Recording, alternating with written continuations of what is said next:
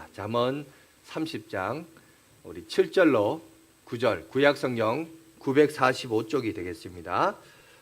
30장 7절부터 9절까지 말씀을 제가 봉독해 드리도록 하겠습니다. 내가 두 가지 일을 주께 구하였사오니 내가 죽기 전에 내게 거절하지 마시옵소서. 곧 헛된 것과 거짓말을 내게서 멀리 하옵시며 나를 가난하게도 마시옵고 부하게도 마옵시며 오직 필요한 양식으로 나를 먹이시옵소서. 혹 내가 배불러서 하나님을 모른다 여호와가 누구냐 할까 하오며 혹 내가 가난하여 도둑질하고 내 하나님의 이름을 욕되게 할까 두려워함이니이다. 아멘. 예, 오늘은 우리 돈에 관한 지혜에 대해서 함께 말씀을 나누도록 하겠습니다. 지난주에 우리 잠언의 결론이라 할 수 있는 현숙한 여인에 대해서 함께 말씀을 나눴습니다. 말씀을 듣고 반응들이 상당히 좋았습니다. 그래서 평소에 알고 있었던 성경 지식하고 너무나 다르게 또 새롭게 도전을 받았다 이런 얘기를 많이 들었습니다. 여러분 지난주도 대박이지만 오늘은 더 대박입니다. 여러분 돈 얘기하면 누구 못지않게 그죠? 나도 자신 있게 말할 수 있다 이렇게 얘기하지만 여러분 오늘 다시 한번 들어보세요. 우리가 얼마나 돈에 대해서 안다 하지만 피상적으로 알고 있었는가, 이거에 대해서 오늘 우리가 돈에 대한, 특히 우리 잠언에 대해서 지난주 얘기할 때 세 가지 주제가 있었다 그랬죠. 그죠? 지혜에 대해서, 그 다음에 여인에 대해서, 오늘은 바로 이 부귀, 돈에 대해서, 성경에서 말하는 이 돈에 대한 가치와 흐름, 이거에 대한 교육과 지적인 깨달음과 지혜가 무엇보다 많이 필요합니다. 오늘은 그것을 조금 살펴보도록 하겠는데, 여러분 우리가 믿는 종교는 기독교입니다. 흔히 기독교라고 얘기를 하죠. 그런데 여러분 참 안타까운 것은 뭐냐면, 분명히 우리는 교회를 나오고 예수를 믿고 기독교라는 종교를 섬기고 있지만, 그러나 우리가 살아가고 있는 삶의 라이프 스타일이라고 그러죠. 그 라이프 스타일은 이제 흔히 말해서 이제 문화라는 공통분모 속에서 사람들이 더불어서 한국 문화 속에서 살아가고 있습니다. 그런데 문제는 뭐냐면, 내가 속해 있는 한국 문화는 크게 세 가지의 여러분 종교적인 바탕 속에서 이것이 형성되어서 5천년이라는 반만년이라는 여러분 그 문화 속에서 함께 공유하며 살아가고 있습니다. 그래서 첫 번째가 뭐냐, 샤머니즘. 샤머니즘 하니까 이게 낯선데 쉽게 말해서 무당, 그죠? 점술집 이런 거, 이 무당 문화가 있고, 두 번째 뭐가 있느냐? 근데 이게 무당 문화가 왜요? 여러분 문제는 뭐냐면, 한국 사람이 무당 문화 속에서 살아가면서 예수를 믿다 보니까, 실제 이번 주에도 우리 아내가 자꾸 자기 얘기하지 마라 그랬는데, 어디 무슨 사이트를 갔는데 그 사이트에 교회가 어떻게 부흥하면 되느냐 이렇게 보니까 그렇다 하더라고요. 목사가 카리스마 있으면 교회는 부흥을 한대요. 그래서 당신 자꾸 강대상에서 자기 실수한 거 그런 얘기하지 말고 카리스마 있게 하라고 막 이런 얘기하는데, 그게 뭡니까? 그게 바로 무당문화거든요. 그러니까 기독교와 무당이 같이 가는 거예요. 뭔가 자신감 있고 막 눈에 힘줄이 막 쓰고 뭐 그죠? 카리스마 있게 뭐 하면 뭔가 있는 것처럼 보여요. 근데 여러분 우리가 그렇게 착각하는 거예요. 그러니까 우리가 그러니까 사실 참 순수하게 기독교만 있으면 되는데 아니라는 거죠. 이게 우리나라만의 문제가 아니라 전 세계 모든 인간이 다 그래요. 그러니까 순수한 기독교만 있는 게 아니라 우리가 공유하고 있는 일반 세상과 이게 섞여 있어요. 종교라고 하는 것이 그게 있고, 또 불교와 기독교 연결되어 있습니다. 그리고 유교와 기독교도 연결되어 있어요. 그래서 우리나라는 샤머니즘, 불교, 유교 이것이 혼재되어 있어 섞여서 만들어진 문화예요. 그게 5천년의 역사를 가지고 있어요. 그냥 있었더라? 아니요. 이게 우리의 정신문화에 나도 모르게 쓱 젖어져 있습니다. 이 얘기를 왜 하느냐? 그래서 오늘 이제 한번 보자는 거죠. 그 중에서 오늘 유교에서, 여러분 유교에서 서열을 따질 때 흔히 뭐라고 얘기하냐면 사농공상이라고 그럽니다. 선비가 제일 높고, 그 다음에 농사 짓는 사람, 그 다음에 공장, 공장은 주로 이제 뭐냐면 뭔가를 만들고 조립하고 이렇게 하는 사람들을 말합니다. 그 다음에 제일 마지막이 뭐냐? 상업하는 사람들, 돈 거래하는 사람들. 그래서 여러분 제일 끝자락이 뭐죠? 돈 거래하는 사람이에요. 그래서 우리가 살아가는 이 일상에서 보면 사람들이 그래요. 대화를 하다가 돈 얘기하면, 돈과 관련된 얘기하면, 재산과 관련된 얘기하면 상스럽다 얘기해요. 뭔가 격이 떨어진 사람처럼 보여요. 뭔가 돈만 맡기는 속물처럼 여기집니다. 그래서 웬만하면 고귀한 품격을 가진 사람일수록 돈 얘기 안 합니다. 그죠? 돈 얘기하는 문화가 아니에요. 돈 얘기하면 조심해요. 입 다물어라 그러고. 그런 얘기 하냐고. 이런 문화에 우리가 사실 빠져 있어요. 요새 젊은 사람들 여러분 이것저것 하다가 결국 장사합니다. 그러면 사람들이 어떤 관점으로 봅니까? 아이고 저쪽 공부 못해가지고 결국 차선책으로 저거 하는 것 같다. 이렇게 본다는 거죠. 이런 문화 속에 여러분 우리가 사실 남겨져 있습니다. 그런데 그런 문화에서 벗어나서 실제적으로 우리 인생에 대해서 객관적으로 실제 한번 바라보자는 거죠. 바라봤을 때 여러분 우리가 흔히 이런 말이 있습니다. 인간의 삶에서 돈에 대한 고민이요 인생의 3분의 2를 차지한다고 그래요. 그러니까 다시 말해서 이 세상에 성인된 한국 사람뿐만 아니라 전 세계 어떤 사람도 돈에 대한 걱정 없이 살아가는 사람이 아무도 없다는 거예요. 다 돈에 대한 걱정을 한답니다. 여러분 앞에 우리 양팔 저울이 있다고 하죠. 양팔 저울이 있다고 했을 때 한쪽 저울 끝에는 돈에 대한 걱정을 한쪽 저울에 달고 나머지 반대쪽 저울에는 우리 인생 돈에 대해 말고 나머지 모든 뭐 자녀, 건강, 여러분 앞으로 장래, 뭐 직업 이런 걱정을 다 쌓아놓는다고 합시다. 이렇게 쌓아놨을 때 어떤 쪽에 무게가 더 나갈까? 어디 쪽으로 이 저울이 기울까? 이렇게 얘기를 하면 거의 대부분 돈에 대한 걱정으로 기운다고 해요. 그게 사실은 현실이고 그게 우리가 살아가고 있는 여러분 현실 중에 현실이라는 겁니다. 그런데 그럼에도 불구하고 여러분 우리의 삶의 현실에서 돈에 대해서 우리는 어떻게 배웠습니까? 여러분 돈에 대해서 어떻게 생각하고 있습니까?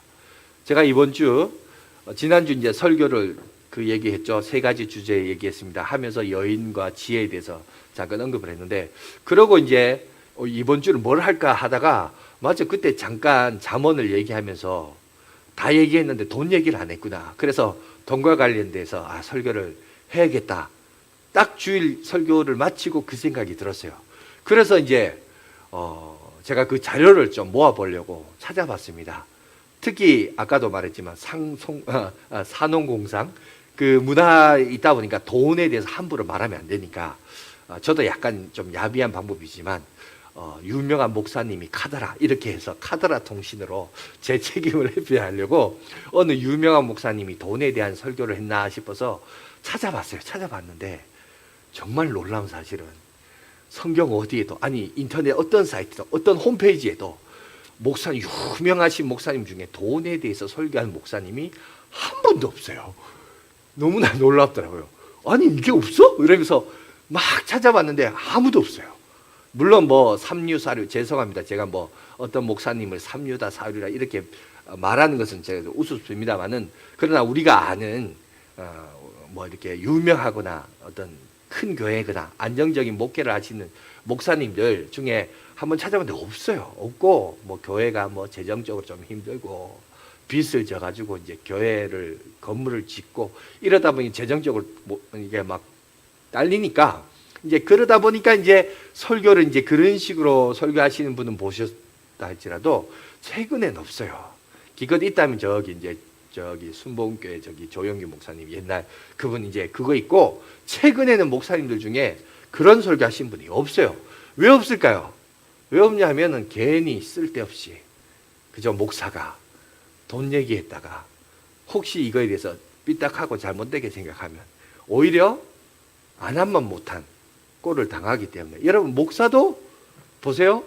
성경에서 그렇게 많은 교훈과 가르침이 이따가 이제 보겠습니다만은 돈에 관련된 교훈이 있음에도 불구하고 오히려 돈과 관련된 부와 관련된 설교를 잘 안 해요. 왜 안 하냐? 괜히 쓸데없이 했다가 여러분 오해의 소지가 있을 수 있으니까. 근데 안 하느냐? 교회가 안 하느냐? 안 하기는요, 뭘 안 해? 해요. 근데 어떻게 하느냐?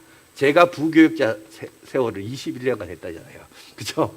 교역자일 때 합니다. 언제 하느냐? 목사님이 앉아가지고 교역자를 앉아놓고, 야, 내가 그런 설교 못한다. 목사 그거 했다가 본전도 못 차린다.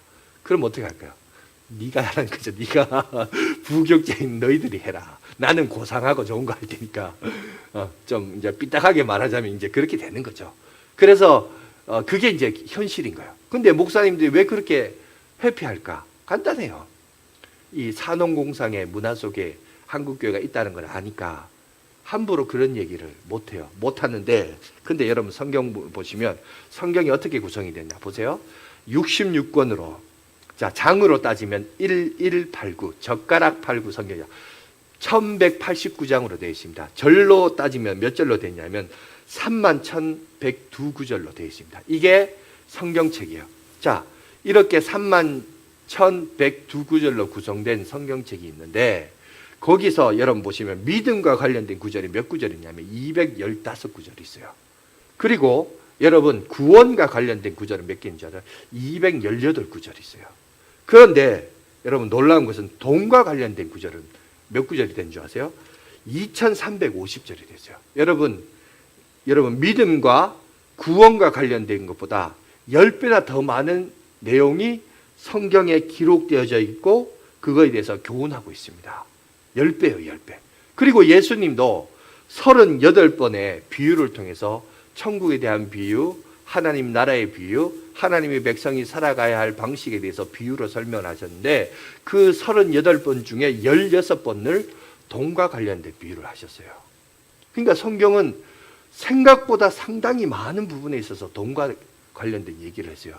그런데 여러분 중에도 한번 보세요. 교회에 나와서 모르죠. 뭐 또 여러분들 중에는 그런 설교를 들을 수도 있는데 돈과 관련된 설교를 들은 적이 있느냐?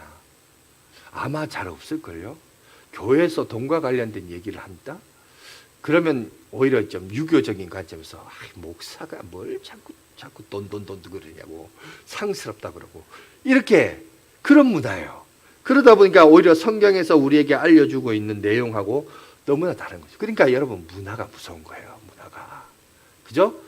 이 종교는 이 문화의 뿌리라고 합니다. 모든 문화는 사실 종교에서부터 나온 거거든요. 그러니까 우리의 이 유교적인 개념과 이 정신 문화가 함부로 돈에 대해서 그리고 돈에 대해서 말하는 것은 상당히 격이 떨어진다라고 이런 문화가 있다 보니까 정작 성경은 오히려 돈에 대해서 많은 것을 말하고 있는데 정작 교회에서는 돈에 대해서 아무도 얘기 안 해요. 아마 제가 이제 이렇게 해서 인터넷 사이트에 올리면 돈과 관련된 설교자로 최초로 뜰 겁니다.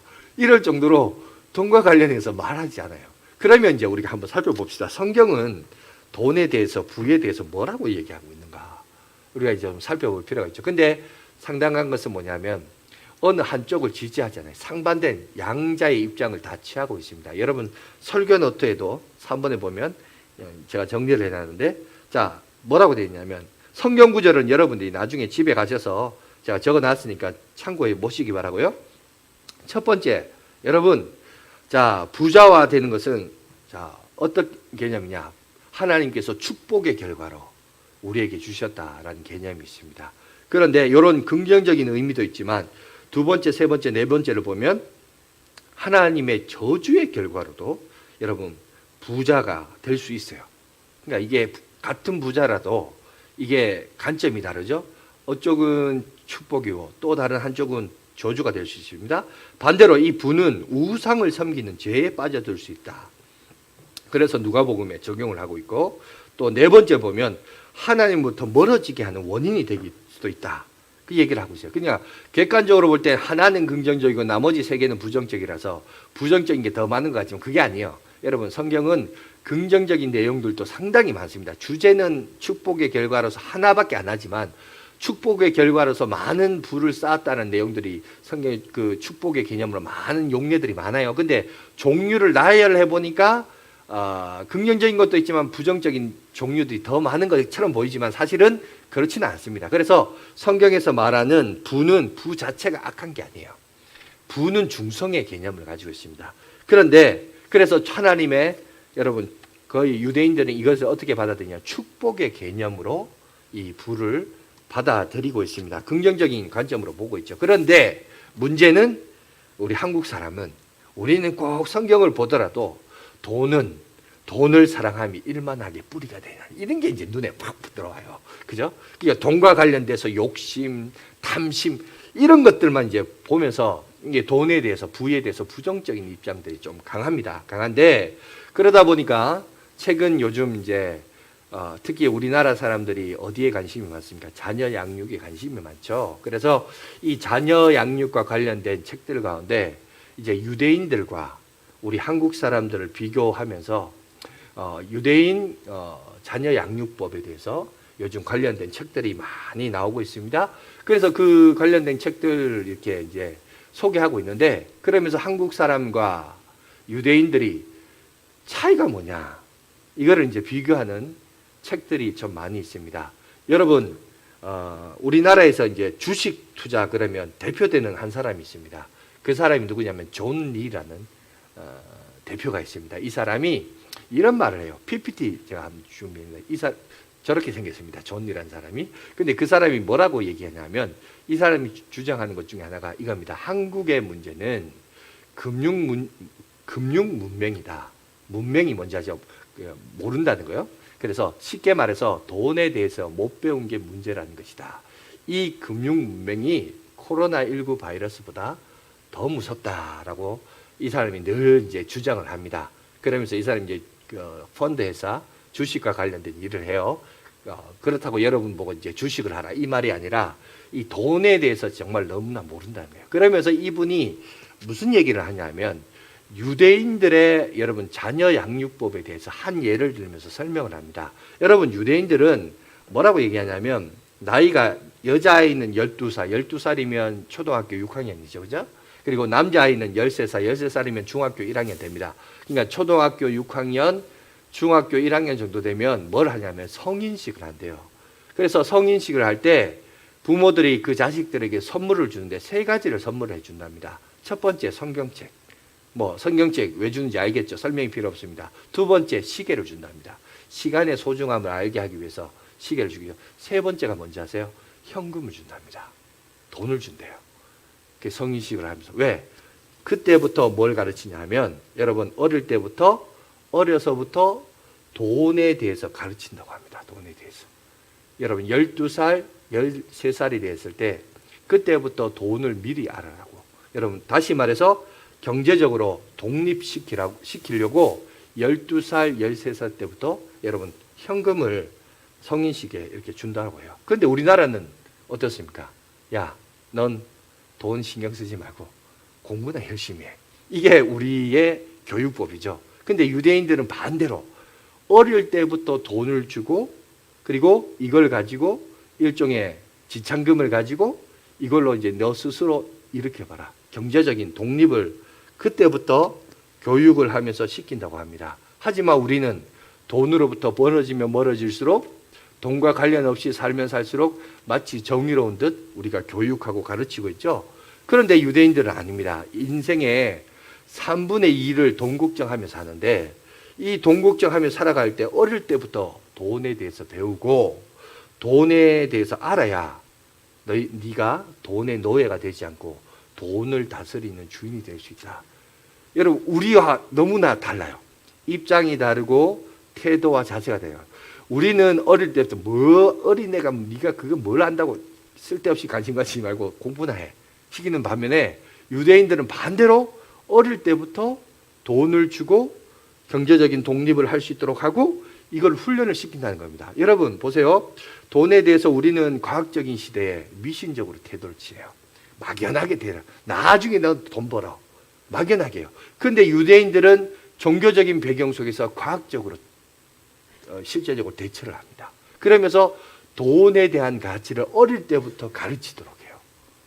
그래서 그게 저 멀리 있는 막연한 대상이 아니라 실질적으로 어릴 때부터 경제적인 독립을 하면서 이게 실질적인 문제, 실질적인 교육이라는 것을 여러분 그들은 그때부터 배웁니다. 그런데 우리는 돈, 부자 그러면 막연해요.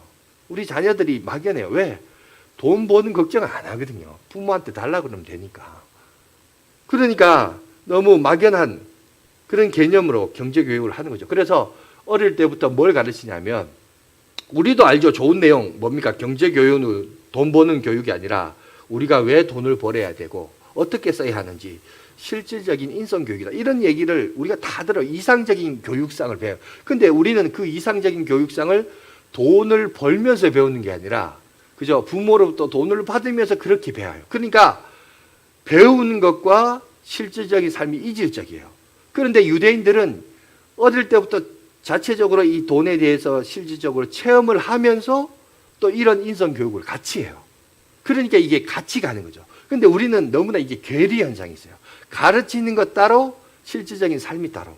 그러다 보니까 돈에 대해서 너무 막연하고 미신적인 개념들이 많아요.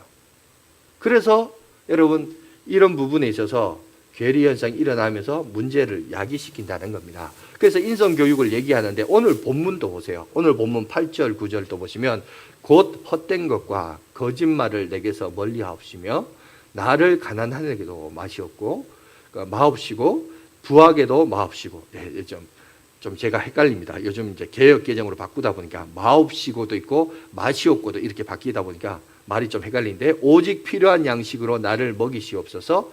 혹 내가 배불러서 하나님을 모른다 여호와가 누구냐 할까 하오며, 혹 내가 가난하여 도둑질하고 내 하나님의 이름을 욕되게 할까 두려워함이니이다. 여러분, 여기도 보면 사실 우리도 유대인들처럼 돈에 대한 가치를 사실 가르쳐야 돼요. 가르쳐야 되는데, 실질적으로 제2의 성경이라고 말하는 탈무드에서도 유대인들이 뭐라고 얘기하냐면, 주의 신의 명령을 따라 돈에 대하여 여러분 꼭 가르쳐라 라고 얘기해요. 그래서 뭐라고 얘기하냐면, 어린 자녀에게 장사를 가르치지 않는 것은 자녀를 도둑으로 키운 것이나 마찬가지다라고 얘기를 합니다. 그런데 한국은 자식들에게 돈을 가르치지 않고 용돈을 줍니다. 용돈을 주는데 그것도 거저 줍니다. 그러다 보니까 요즘 우리 한국 젊은이들은, 자녀들은 돈에 대한 소중함을 몰라요. 그러니까 자꾸 이제 쓰는 재미만 알죠. 돈 쓰는 재미만 알죠. 그래서 자꾸 명품 거리면서 명품 사서 그걸 소위 말하는 어떤 자존감으로 여기고 어떤 그렇게 살아가는 모습들이, 우리 자아만족으로 살아가는 모습이 있는데, 오히려 자녀들에게 경제적인 여러분 책임을 맡기면서, 그러니까 물고기를 잡아주지 말고 물고기 잡는 법을 어릴 때부터 유대인들에게 가르쳐요. 그러면서 돈에 대한 지혜와 세상이 돈이 어떻게 돌아가는지를 가르친다고 합니다. 그래서 유대인들 가운데 실제적으로 그렇다 하잖아요. 그 자녀를 키우다 보면 가장 똑똑한 그 전체 자녀에서 5%에서 10%는 어떤 자녀냐면, 그 자녀들은 종교 지도자로 세웁니다. 똑똑하니까 하나님과 관련된 랍비라고 되죠. 그런 교사로서 세우고, 나머지 이제 10%, 20%는 공적인 일을 하는, 역할을 하는 사람으로 세우고, 나머지 70%가 뭐예요? 다 장사하는 사람이에요. 실제로 그렇지 않지 않습니까? 우리도 그렇잖아요. 실제로 여러분, 그러면 전체적인 비율로 보세요. 100%가 있으면 70%가 장사하는 사람이에요. 그럼 장사하는 사람은 뭘 알아야 돼요? 돈을 알아야죠. 그럼 돈을 알려면 어릴 때부터 이거를 알고 가르쳐야 올바른 개념, 실질적인 교육으로 가르쳐. 근데 우리는 돈을 가르치는 것과 돈을 여러분 어릴 때부터 배워오면서 쓰는 습관들이 이게 너무 괴리적으로. 근데 오히려 어릴 때부터 이거를 유대인들이 가르치니까, 삶 속에서 체험하니까 이 돈을 어떻게 써야 된다는 걸 안다라는 거예요.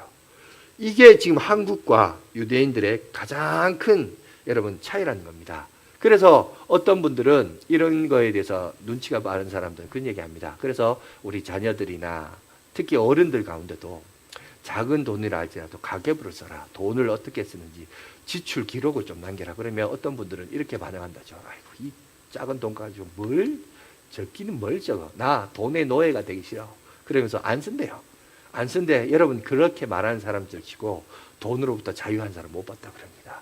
어른들도 실수가 많아요. 왜? 돈에 대해서 우리가 못 배웠기 때문에. 그런데 여러분, 우리가 그것도 기록하고 기입하고 책정하면서 돌아봐야 돼요. 굳이 이 돈은 안 써도 될 돈이었는데, 이런 걸 자기가 돌아보고 이렇게 해야 되는데, 우리가 이제 그렇지 않아요. 늘 소비 문화에 익숙해 있어서 여러분, 그러다 보니까 늘 가난합니다. 늘 실수합니다. 그리고 우리가 성경에 대해서 돈에 대한 교훈이 이렇게 많음에도 불구하고 돈에 대해서 우리가 몰라요. 신앙과 돈이 같이 간다는 걸 몰라요. 여러분, 많은 부분에 있어서 신앙과 돈은 같이 갑니다. 그죠? 예수님을 배반했던 가룟 유다도 뭐 때문에? 돈 때문에 예수님을 배반했어요. 그런데 그냥 그것만 보죠. 돈 때문에 배반했다. 그러니까 그것도 부정적으로 본대요.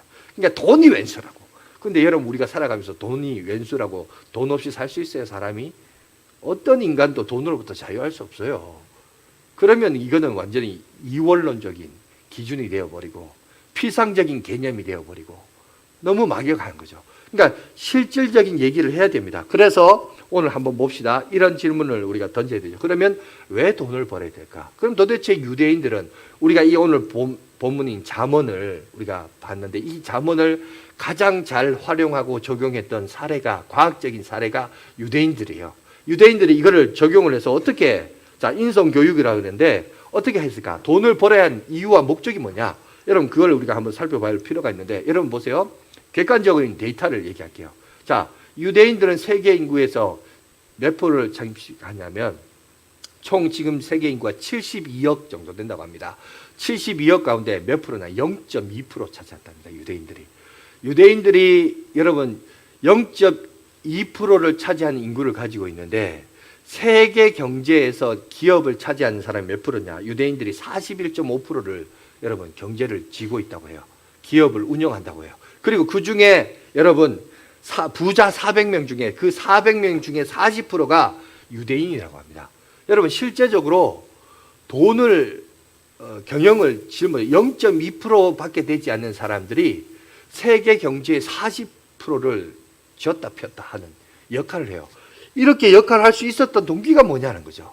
그게 다 이제 성경으로부터 흘러나와서 그들이 배우게 되는데 그들이 돈을 버는 동기, 목적이 다른 민족하고 조금 다르다고 합니다. 어떻게 다르냐? 왜 너는 돈을 버느냐라고 하면 배울 때 뭘 배우냐? 어릴 때부터 돈으로부터 독립을 하면서 교훈을 배우는데 그 배운 여러분 교훈이 뭐냐면 첫 번째, 자기가 돈을 벌게 된 동기는 자기가 속한 공동체에 헌신하기 위하여 돈을 번다고 해요. 우리는 내 배 부르고 내 좋은 차 사고 좋은 집 살고 우리는 이러려고 공부하고 돈 벌고 이러잖아요. 근데 아니에요. 유대인들은 어릴 때부터 돈에 대한 가치를 통해서 절약을 하고 배우는데 왜 이렇게 절약하고 하느냐? 내가 속한 공동체에 헌신하려고. 여러분 그게 교육. 그러니까 돈을 실질적으로 여러분 궁핍함과 돈에 대한 가치를 배우면서 어떤 선한 목적이 가치가 하는 거죠. 네가 너에게 속한 그 공동체에 헌신하기 위해 내가 이걸 한다. 다시 말해서 네가 속한 공동체가 뭐야? 가족이나 그 다음에 회중 동네 지역 어르신이나 그리고 종교 활동. 우리식으로 말하자면 뭡니까? 우리가 교회에 나와서 헌금하고 그죠? 교회 공동체와 가족들을 자기가 돌보기 위해서 그 일들을 하기 위해서 자기가 돈을 번다고 그래요. 이거를 조금 더 확대시키면 지역 사회와 여러분 나라에 기부하기 위해서 자선 활동을 하기 위해서 자기가 돈을 번다고 해요. 그러면 이제 그런 질문을 하겠죠. 야, 그거 너한테 덕도 되지 않을 텐데 왜 그렇게 해? 왜 그렇게 살아? 이렇게 하겠죠. 그러면 그 사람이 뭐라고 대답하잖아요. 그렇게 해야 내가 그 사회로부터 그 지역으로부터 내가 인정을 받는다고 해요. 그러니까 왜 네가 기부하면서 헌신하면서 공동체를 위해서 사느냐? 그 공동체 안에서 내가 인정받기 위해서. 왜 그거 인정받으려고 하냐? 인정을 받아야 내가 리더가 될 수 있기 때문에. 큰 사람, 큰 일꾼, 큰 리더가 될 수 있기 때문에. 큰 리더가 돼서 뭐 하려? 큰 리더가 되어야 큰 일을 할 수 있다는 거죠. 이해가 되십니까? 그러니까 원리가 그렇게 가는 거예요. 처음에는 돈 버는 목적이 내가 속한 공동체와 지역사회와 나라와 민족을 위해서 먹여 살리기 위해서 합니다. 왜 그러냐? 인정받으려고. 왜 인정받느냐? 그래야 내가 큰 사람 리더가 된다. 왜 리더가 되냐? 리더가 돼야 큰 일을 하기 때문에. 더 크게 쓰임받을 수 있기 때문에. 그러니까 돈 버는 목적이 그렇게 가는 거예요. 그래서 이런 논리로 가기 때문에 여러분 그래서 뭐가 되냐? 인성교육이. 왜 인성교육이란 말이 왜 나온지 아시겠죠? 우리는 그냥 네가 돈 벌어서 네 하고 싶은 거 해라. 좋은 집 사라. 좋은 차 사라. 이런 것만 우리가 이제 막연하게 그렇게 하는데 유대인들은 그게 아니에요. 어릴 때부터 돈에 대한 필요 충분 조건을 경험하게끔 하고, 그래서 악착같이 아끼고 모아서 뭐 하느냐? 내 지역사회를 섬기는 거예요. 지역사회를 섬기면서 인정받는 거예요. 인정받아서 리더가 되고, 리더가 되어서 뭐가 되냐? 더 큰 사람이 되고, 더 큰 사람이 돼서 더 큰 선한 영향력을 내가 끼치기 위해서 산다. 이 돈이라고 하는 것이 어떻게 흘러가는가? 돈의 흐름을 이 유대인들은 배우는 거예요. 자식들에게. 실질적인 우리는 막연한 이 내용은 보세요. 내용이 얼마나 좋아요. 우리는 이 좋은 내용을 막연하게만 가르쳐요. 근데 유대인들은 어릴 때부터 그것을 실질적으로 가르치면서 이것이 연결되어져요. 이게 차이라는 거예요. 이해되십니까? 이 차이를. 그래서 유대인들이 여러분 다르다고 해요. 그래서 탈무드에 보면 그런 얘기합니다. 자, 하나님과 가까워지는 세 가지 방법이 있다고 그래요. 하나님과 가까워지는 세 가지 방법. 첫 번째, 자기의 죄를 뉘우치는 회개. 회개할 때 하나님과 가까워지는. 두 번째, 우리의 문제와 바람을 하나님 앞에 아래 있는 기도할 때 하나님과 가까워질 수 있다. 세 번째가 뭐냐? 이웃 사람들에게 자선을 베풀고 기부를 하면 하나님과 가까워질 수 있다라고 얘기를 한답니다. 여러분, 단순히 그것만이 전부가 아니라는 거죠. 나중에 하나님의 나라 천국에 갈 때 하나님께서 그것을 다 기억하셔서 상급으로 영원한 영광과 여러분 궁극적으로 10고을 5고을 다스리는 권세를 하나님이 주시겠다는 거죠. 그 천국에 대한 보상으로 또한 기부를 하고 헌신을 한다라고 합니다. 얼마나 여러분 성경적이에요. 그죠? 그래서 그런 비슷한 교훈과 예화가 있습니다. 뭐냐면은 어떤 한 사람이 꿈을 꿨는데 꿈을 꿔보니까 지옥에 갔습니다.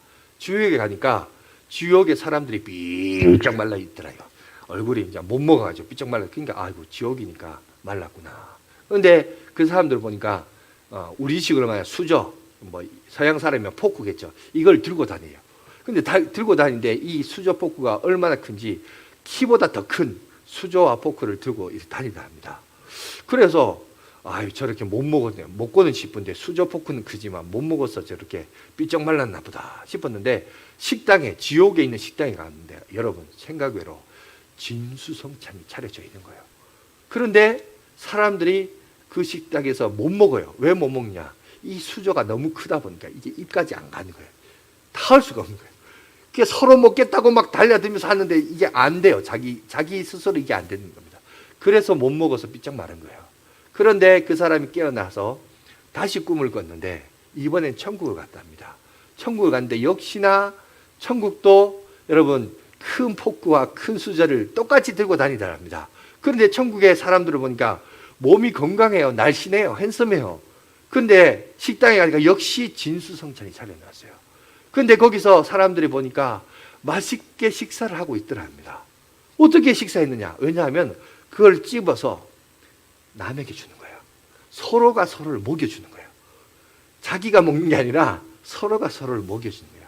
무슨 말인지 아시겠죠? 지옥과 천국은 뭐가 다르냐? 여러분 다 똑같은데 숟가락도 크고 포크도 크고 식당도 다 진수성찬인데 어떤 게 지옥이고 어떤 게 천국이냐? 간단한 거예요.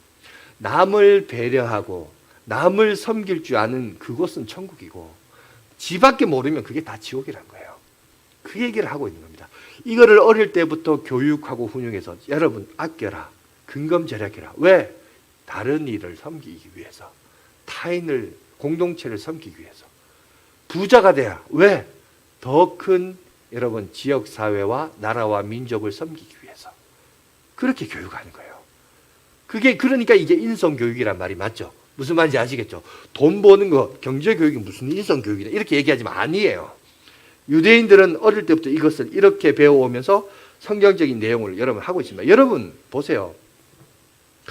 오늘 지난주에 우리가 현숙한 여인에 대해서도 살펴봤죠. 거기도 보세요. 현숙한 여인에 대해서 얘기할 때 거기에 등장하는 성경 구절을 보세요. PPT도 준비를 했는데 11절 보시면 그런 자의 남편은 마음은 그를 믿나니 산업이 핍절하지 않는다.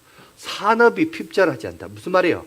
핍절이란 말이 공급이 끊어진다는 말이거든요. 근데 그 공급이 끊어지지 않는다고 그래요. 누구 때문에? 현숙한 여인 때문에. 그러니까 현숙한 여인 때문에 누가? 남이 뭐 어떻게 보면 남편이 남이가 이렇게 할 수도 있는데 어떻게 보면 자아가 강한 우리 이 시대에 그죠? 남편과 나는 또 이제 분리할 수도 있겠죠. 근데 나로 인하여 현숙한 여인으로 하여 남편이 여러분 핍절하지 않는다고요. 그죠? 그리고 또 보세요. 15절 또 보세요. 밤이 새기 전에 일어나서 자기 집안 사람들에게 음식을 나누어주며 여종들에게 일을 정하여 맡기며 현숙한 여인으로 말미암아 다른 그 집안에 있는 여종들도 먹고 산다고 합니다. 여러분 20절, 21절도 보세요. 그는 공고한 자에게 손을 펴며 궁핍한 자들을 위하여 손을 내밀며 자기 집 사람들은 다 홍색 옷을 입었으므로 눈이 와도 그는 자기 집 사람들을 위하여 염려하지 않는다. 왜? 여러분 이 현숙한 여인으로 모습을 통해서 다른 사람들이 다 윤택하게 된다고요. 여러분 지난주에 뭐라고 했죠? 현숙한 여인은 누구다? 오늘날 교회다. 하나님이 오늘날 교회를 바라보고 기대하시는 여인상 교회의 모습이다라고 오늘 우리가 궁극적으로 얘기했습니다. 그렇다면 우리가 생각해 봐야 되죠. 교회는 어떻게 되느냐? 교회 역시 마찬가지입니다. 내가 아니라 남의 쓸 것을 먼저 생각하고 배려하는 공동체가 되어야 됩니다. 그죠? 뿐만 아니라 여러분 그 공동체에서 내가 리더가 되기 위하여 교회 안에서 교회 공동체로부터 먼저 내가 인정받는 자가 되어야 돼요. 인정을 받고 그리고 리더가 되고 장로가 되어서 그죠? 더 큰 위치에서 자리에서 더 큰 섬김으로 나가야 된다는 겁니다. 여러분 교회 경영 원리와 유태인들의 여러분 가지고 있는 경제 원리를 보세요. 비슷하죠? 왜? 다 성경에서부터 나왔기 때문에 그래요. 이게 성경적인 원리에서 나왔기 때문에 여러분 그런 겁니다. 여러분 저는 이거 원래 이번 주 준비하며 새롭게 배운 것도 있는데 그게 뭐냐? 저는 이겁니다. 이 얘기 들으면 또 우리 아들이 싫어할 수도 있는데 여러분 헌금도 마찬가지예요. 헌금도 여러분 용돈을 보통 부모들이 주잖아요. 그거 헌금하죠. 저도 많이 그랬던 것 같아요. 그런데 불로소득이잖아요. 그거는. 여러분 불로소득으로 그걸로 헌금하거나 그걸로 기부하는 거 이거는 어떤 의미에서 보면 그건 자식이 헌금하는 게 아니에요. 그거는 사실은 부모 돈으로 가지고 헌금하는 거니까 그거는 부모가 헌금하는 겁니다. 여러분 그래서 그거는 어떤 의미가 퇴색이 됩니다. 기부를 하든지 여러분 헌금을 할 때도 자녀들이 자기가 직접 벌어요. 근데 그럼 애들 보고 그럼 나가서 장사하란 말입니까? 이거 안 되잖아요. 그래서 뭘 하느냐? 집안에서 일을 시켜야 돼요. 여러분 집안에서 일을 시키는데 자기를 위해서 일하는 거 말고 뭔가 이게 뭐랄까요? 어머니를 도와준다든지 아빠를 도와준다든지 할아버지를 심부름을 도와준다. 그러니까 가족을 위해서 일할 때마다 여러분 용돈을 주라는 거예요. 어릴 때부터 그런 경제관념을 심어줘. 그리고 네가 피땀 흘려 번 돈을 가지고 하나님 앞에 드리라는 거예요. 이웃을 기부하라. 이 교육을 언제부터? 어릴 때부터. 우리는 어릴 때부터 애가 뭐 그런 거에 신경 쓰냐고. 너는 공부나 해라고. 이렇게 배웠는데 그 문화가 아니란 겁니다. 오히려 어릴 때부터 경제관념을 가지게끔 하고 그 가치를 양육해서 가르쳐서 그리고 피땀 흘려서 번 돈을 가지고 기부하고 하나님 앞에 헌물 드리고 이게 진정 하나님이 원하시는 삶의 태도와 자세라는 겁니다. 제가 요건 하나 배웠어요. 이제 지금부터 이제 우리 아들도 이제 그래 가야 될 것 같은데 여러분 우리가 이런 부분을 한번 생각을 해봐야 됩니다. 과연 우리가 자식을 바로 양육하고 있는가? 왜 오늘 자꾸 이제 유대인 얘기를 하냐면 실질적으로 그렇게 살다 보니까 보세요. 그러니까 세계에서 40%를 이 지구촌의 경제적 패권을 가지고 움직이는 민족이 되었던 겁니다. 고작 0.2%밖에 되지 않는 인구를 가지고 있는 이 민족이 이 나라가 전 세계의 경제의 40%를 움직이고 있다는 겁니다. 이게 왜 가능했는가? 이런 교육과 가르침에서 나갔다는 겁니다. 그리고 또 여기서 이제 한 가지 중요한 포인트 하나 있습니다. 뭐냐면 이걸 함에 있어서 여러분 우리가 어떻게 어디서부터 여러분 내 이웃을 섬겨야 되냐? 섬김의 출발점이에요. 여러분 유대인들도 이 기부 대상을 할 때 순서가 있답니다. 막 기부하는 게 아니라요. 뭐라고 하냐면 가까운 사람부터 해야 된다는 거예요. 그래서 유대인들이 뭘 가르치냐면 먼저 조부모, 할아버지, 할머니한테 그들을 위해서 네가 번 돈을 가지고 섬겨라. 왜? 나이 드신 분들은 경제활동이 미비하잖아요. 어렵잖아요. 그러니까 먼저 조부모, 할아버지한테 너희들이 섬겨야 된다. 그리고 형제, 일가 친척, 이웃, 지역사회, 나라, 외국 이렇게 여러분 확대되면서 섬김에 나가는 것을 어릴 때부터 여러분 배운다고 합니다. 여러분 교회 공동체도 저는 마찬가지라고 합니다. 여러분 교회도 경영을 하면서 이 원리를 배워야 돼요. 여러분 우리도 하나님을 섬기는, 무엇보다도 하나님 앞에 예배드리는 공동체죠. 그래서 헌금을 여러분 우리가 헌금에 대한 중요성을 이야기 아니할 수 없습니다. 헌금을 드림에 있어서 정말 중요한데, 물론 이제 요즘 보니까 기성교회에 보면 이 불순한 동기로 피해를 입은 성도들이 많아요. 제가 이번 한 주도 설교를 준비하면서 저 인터넷 쳐봤어요. 돈, 부귀, 성경 하니까 뭐가 이렇게 나오더라고요. 질문이 나오더라고요. 성경에는 몇 프로가 진리입니까? 그러면서 막 질문을 하면서 했는데 끝에 이제 질문을 던진 사람이 나오는데, 아내로 인하여 집안이 폐가 망신하고 망해가지고 이혼하여 드린 남편이 던지는 질문이라고 이렇게 나왔더라고. 너무 가슴이 짠하더라고요. 근데 그 내용 보니까 뭐라고 했냐. 아내가 빚을 내서 교회 헌금을 했대요. 야, 참. 우리 교회는 그런 일이 없어서 다행이긴 합니다만, 혹 제가 설교를 하다가 여러분 빚을 내서 또 헌금해 이렇게 하면 여러분 그렇게 생각하세요. 우리 목사님도 점점 미쳐가는구나 이렇게 생각하십시오. 여러분 그런 거 하나님 원하지 않아요. 그죠? 이게 못 배우니까 이게 넘어가는 거예요. 내가 좋아하는 목사님, 캐릭터 있는 목사님, 빚을 내서 헌금해야지. 천국에 다 쌓여야 뭐 이렇게 얘기하니까 진짜 그런 줄 알고. 여러분 성경은 지극히 여러분 과학적이고 정상적이고 논리적입니다. 여러분 우리가 늘 보세요. 제가 늘 얘기하잖아요. 우리가 가지고 있는 이 문화, 샤머니즘, 불교, 유교, 이 얘기를 왜 하냐면 자꾸 기독교와 이것이 짬뽕이 돼요. 그래서 목회자를 바라볼 때도 이 짬뽕된 관점으로 봐요. 그래서 자꾸 헷갈려요. 근데 성경에 보면 성경은 아니에요. 지극히 정상적이고 과학적이고 분석적이고 논리적이에요. 아까도 말했잖아요. 성경은 돈에 대해서 몇 구절이 있다고 다른 구원과 믿음보다도 10배나 더 많은 교훈을 가르치고 있다. 무슨 말인가요? 우리 인생의 돈 문제가 심각하단 말이야, 안 심각하다? 심각하다는 걸 성경은 무엇보다 다 잘 알고 있는 거예요. 그런데 여러분 돈에 대해서 교회에서 배웠어요? 못 배웠어요. 기껏 배운 건 헌금 많이 하면 하나님 축복해 준다. 이런 거.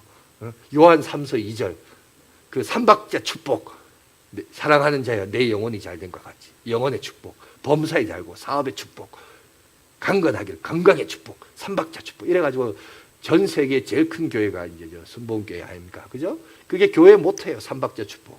근데 또 그렇게 또 부흥이 돼. 근데 이게 약간 좀 샤머니즘적인 게 많죠. 우리가 이걸 알아야 돼요. 그래서 이제 종교 이제 개혁하는 그 기관에서 이게 너무 기복신앙으로 간다. 샤머니즘으로 흐른다. 이렇게 해서 이게 문제다. 뭐 이런 얘기도 많이 나왔었는데, 이런 부분에 대해서 여러분 우리가 배워야 돼요. 똑바로 배워야 돼요. 바로 알고 바로 배워서 바르게 이제 우리가 선용을 해야 됩니다. 그런데 참 놀라운 사실은 제가 어떤 영화에도 그런 게 있더라고요. 뭐라고 하냐면 하나님을 믿으면 부자가 된다면서요. 하나님을 경외하면 부자가 된다면서요. 그런 얘기를 해요. 근데 여러분 그거는 사실 맞아요. 뭐가 맞느냐? 여러분 저도 80년 90년대 늘 그런 얘기 들었습니다. 하나님을 경외하는 나라와 민족이 여러분 가난한 나라가 없었다고. 가난의 영으로부터 벗어나서 부자가 되어야 된다. 여러분 근데 우리가 한국교회의 부흥과 성장과 함께 한국의 경제도 같이 성장했어요. 그래서 지금 우리 교회도 그렇습니다. 우리가 한 달에 한 번씩 우리 선교사님들 20만 원씩 저희들이 후원을 하고 있습니다. 그런데 여러분 한번 솔직히 생각해 봅시다. 한 달에 20만 원씩 후원을 하는데 이 한 달에 20만 원? 저도 그런 생각이 들더라고요. 한 달에 20만 원? 한 달에 20만 원이면 여기 우리 청년들이 있는데 여러분 한 달에 20만 원 정도면 뭐죠? 우리 청년들 교통비 정도 아니에요? 그거? 그죠? 그래서 제가 그런 생각이 들더라고요. 이거 교통비 줘가지고 이걸 줬다라고 후원한다라고 이래 생생내도 되나 싶을 정도로 제가 그런 생각이 들었어요. 들었는데 제가 인터넷 사이트를 잠깐 들어가 보니까 거기 보니까 실제로 그렇다고 합니다. 우리 지난주에 오신 세 가족 중에도 그분이 아프리카에 루안다에 이제 학교 세우는 사역을 하려고 하거든요. 근데 거기도 이제 그 얘기를 하던데 뭐라 하냐면 거기 아프리카에 교사가 세워져서 월급을 줘야 되는데 얼마냐? 우리나라 돈으로 10만 원이면 충분히 준대요. 필리핀도요. 여러분 교사, 의사 여러분 그런 직업이 있는 사람 월급이 얼마인 줄 아세요? 10만 원, 20만 원이에요. 그러니까 제가 보니까 우리는 그 후원한다고 지원을 하지만 보세요. 후원한다고 지원하는데 그 20만 원이 부담이 안 되는, 그죠? 충분히 할 수 있는 거잖아요. 그죠? 뭐 가만히 있으면 안 됩니다. 어떻게 해주셔야지. 부담되세요, 혹시? 부담이 안 되는 거죠. 그죠? 한 달에 20만 원 정도는 괜찮다고요. 그죠? 해줄 수 있어요. 근데 그쪽에서 받는 현지인들은 그 20만 원이면 충분해요. 그죠? 그러니까 보세요. 하나님을 섬기는 백성이 부자가 될 수밖에 없는 이유가 아시겠죠? 왜 하나님께서 하나님을 경외하는 나라와 민족을 부자가 되게 하시느냐? 단순히 우리가 잘 먹고 잘 사는 게 목적이 아니에요. 하나님의 나라와 헌신을 위하여 우리는 푼돈 같은 걸 주는데, 그죠? 푼돈 같은 돈을 주지만 그 나라의 입장에서는 그게 큰 돈이에요. 목돈이에요. 그래서 하나님의 일을 할 수 있는 거예요. 그러니까 하나님 이런 복을 주시는 거예요. 그러니까 이게 하나님이 하시는 섭리와 돈의 흐름을 여러분 이렇게 보세요. 영적인, 여러분 신앙과 영적인 관점과 이 돈의 흐름을 이렇게 보라는 거예요. 그리고 하나님이 어떤 원리로 이렇게 섭리하시고 움직이신가를 보라는 겁니다. 왜 미국이 미국인가? 왜 미국 달러는 기축통화냐? 왜 우리나라 여러분 돈은 기축통화가 될 수밖에 없느냐? 안 되느냐? 그죠? 이거를 한번 따져보라는 거예요. 여러분 결국 보니까 세계에서 유일하게 선교사를 제일 많이 파송한 나라가 미국이에요. 여러분 아세요? 여러분 그러니까 하나님 그런 축복을 줘요. 그래야 하나님의 일을 할 수 있으니까. 그 사람들이야 푼돈이 될 수밖에 없지만 현지에서는 그게 목돈이 되거든요. 여러분 하나님이 그렇게 하시는 것 같아요. 그러니까 우리가 보면 하나님의 일을 한다고 기껏해야 푼돈을 헌신하지만 하나님이 이걸 크게 사용하신 거예요. 영혼을 살리고 하나님의 나라가 확장되는 그 일에 하나님이 쓰임받는 놀라운 모습을 우리에게 얘기하고 있습니다. 여러분 그렇다면 우리가 한번 이제 정리해 봅시다. 말씀을 마무리하겠는데 돈은, 부는 여러분 이거는 죄도 아니고 축복도 아닙니다. 중성적인 개념입니다. 결국은 이 돈을 어떻게 쓰느냐에 대한 이 돈을 바라보는 사람의 입장과 태도와 관점과 여러분 삶의 가치에 따라서 이게 부정이 될 수도 있고 저주가 될 수도 있고 축복이 될 수도 있습니다. 그런데 이거를 함에 있어서 실질적인 교육을 어릴 때부터 돈에 대한 가치를 가르치라는 겁니다. 불로소득으로 배울 게 아니라 어릴 때부터. 그래서 제가 이제 요즘 어떤 생각을 가지고 있냐, 우리 서 목사님하고 나중에 생각할 건데, 중고등부 학생을 좀 할 때 막연하게 뭐 천국 지옥 이런 얘기 하지 말고 돈과 관련된 뭔가를 좀 할까? 실제 좀 그런 얘기 생각을 하고 있어요. 너무 우리가 뜬구름 잡는 얘기를 하니까 이게 뭔가 안 맞는 것 같고, 진짜 돈하고 관련해서 뭐 이렇게 하면 뭐 달란트를 준다든지 몇백 원을 준다든지 해서 뭔가 포인트를 쌓도록 하고, 이렇게 해서 어떤 천국에 대한 가치와 가르침, 그러면서 이것을 이웃과 또 지역 사회를 섬기고 헌신하는데 헌신할 수 있도록 이렇게 해서 같이 더불어 살 수 있는 이런 걸 어릴 때부터, 이게 이제 인성교육이죠. 바른 교육으로 나가는 거죠. 이거를 좀 할까 지금 하여튼 고민 중에 있습니다. 이것도 연구를 해야 되고, 오늘 사실 이거 돈에 대한 교훈도 이 1시간으로 끝날 게 아니에요. 여러분 왜? 돈에 대한 얘기도 많아요.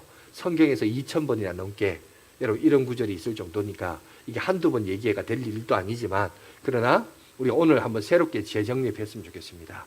이거는 어릴수록 막연한 게 아니라 실질적인 거다. 실질적이기 때문에 어릴 때부터 가르쳐야 된다. 뭘? 돈이 노예가 아니라 돈의 주인이 되기 위해. 돈의 노예가 아니라 돈의 주인이 되려면 어떻게 해야 될까요? 돈에 대해서 알아야 되죠. 야, 너는 돈 신경 쓰지 말고 공부나 해. 이거는 아니에요. 이 개념과 관점은 아니에요. 그건 애들로 하여금 돈에 대해서 문맹인으로 만드는 거예요. 바보로 만드는 거예요. 아니에요. 오히려 어릴 때부터 돈에 대한 가치를 가르치고, 그리고 그 돈을 어떻게 써야 되느냐. 돈을 많이 움켜쥐는 게 전부가 아니라 이 가진 돈을 어떻게 쓰느냐. 그래야 사람의 가치가 달라진다. 그래서 오늘 보면 유대인들은 인정받고 리더가 되고, 리더가 돼서 더 큰 일을 감당하기 위하여 그 일을 돈을 쓴다고 합니다. 여러분 그렇다면 오늘 우리도 마찬가지입니다. 돈에 대한 여러분 가치와 의미를 모르면 그저 어떻게 돈을 쓰느냐, 세상 유행과 풍조에 따라 그죠? 쓰는 재미로 이렇게 쓰고 저렇게 쓰고 그렇게 쓰다가 돈의 노예로 살다가 그렇게 살다 가는 거예요. 가는 건데, 여러분 우리가 가지고 있는 이 돈 잘 선용하고 하나님의 뜻이 무엇인지를 잘 알아서 이 돈에 대한 흐름과 파악을 잘 알아서 어떻게 여러분 이 돈의 노예가 아니라 돈의 주인이 되어서 이 마지막 세기 마지막 주자로서 하나님 앞에 다 쓰임받는 저와 여러분들이 되시길 간절히 바라겠습니다. 기도하겠습니다.